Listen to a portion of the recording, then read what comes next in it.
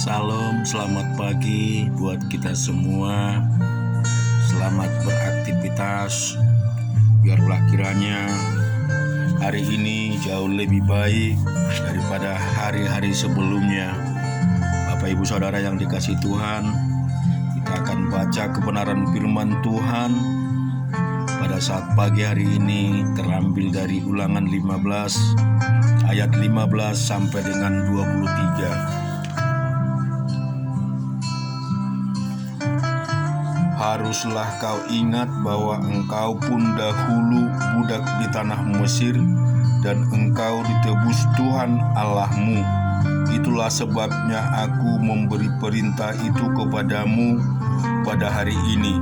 Tetapi apabila dia berkata kepadamu, aku tidak mau keluar meninggalkan engkau, karena ia mengasihi engkau dan keluargamu, sebab baik keadaannya padamu, maka engkau harus mengambil sebuah penusuk dan menindik telinganya pada pintu, sehingga ia menjadi budakmu untuk selama-lamanya.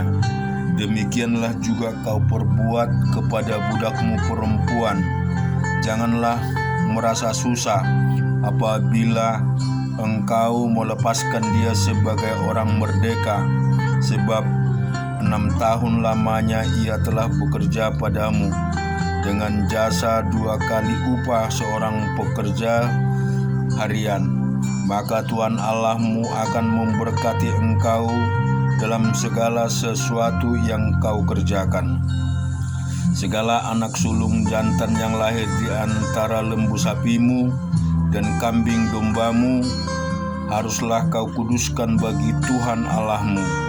Janganlah engkau memakai anak sulung lembumu, dan janganlah engkau menggunting bulu anak sulung dombamu di hadapan Tuhan Allahmu.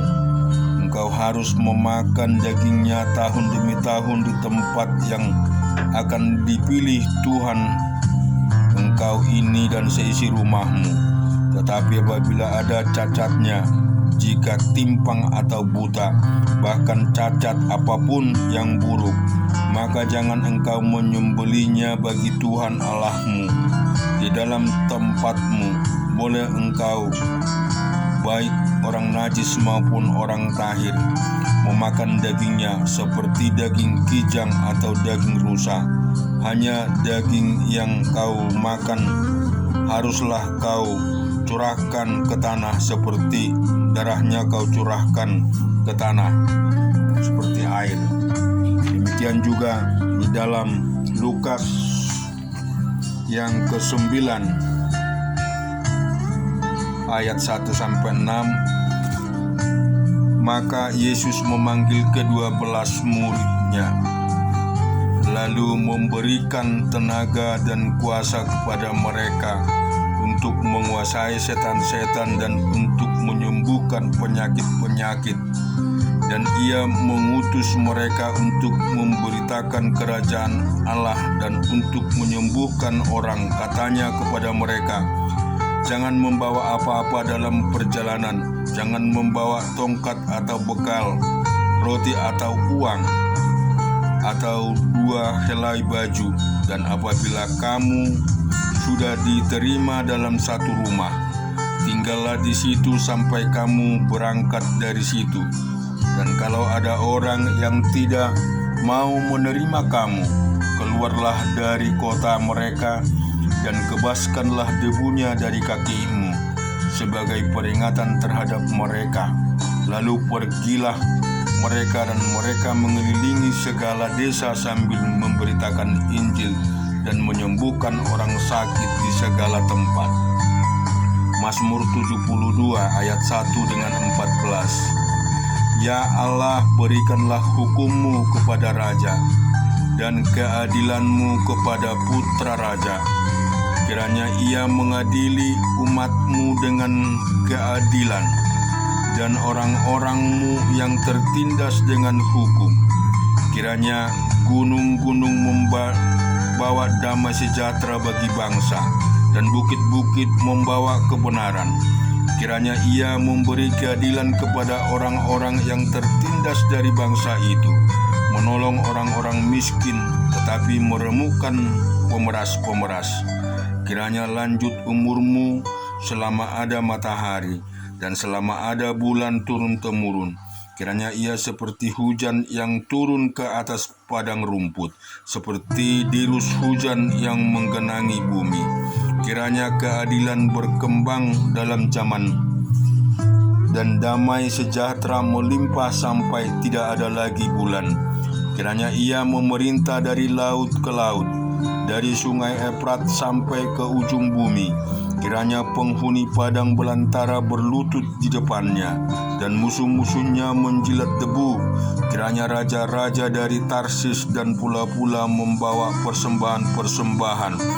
Kiranya raja-raja dari Seba dan Seba menyampaikan upeti. Kiranya semua raja sujud menyembah kepadanya, dan segala bangsa menjadi hambanya. Sebab dia akan melepaskan orang miskin yang berteriak minta tolong, orang-orang yang tertindas, orang yang tidak punya penolong. Ia akan sayang kepada orang lemah dan orang miskin. Ia akan menyelamatkan nyawa orang miskin. Ia akan menebus nyawa mereka dari penindasan dan kekerasan. Darah mereka mahal di matanya. Demikian juga kita melihat Amsal 18 ayat 2 dengan 3. Orang bebal tidak suka kepada pengertian, hanya suka membeber isi hatinya. Bila kefasikan datang, datanglah juga penghinaan, dan celah disertai cemooh.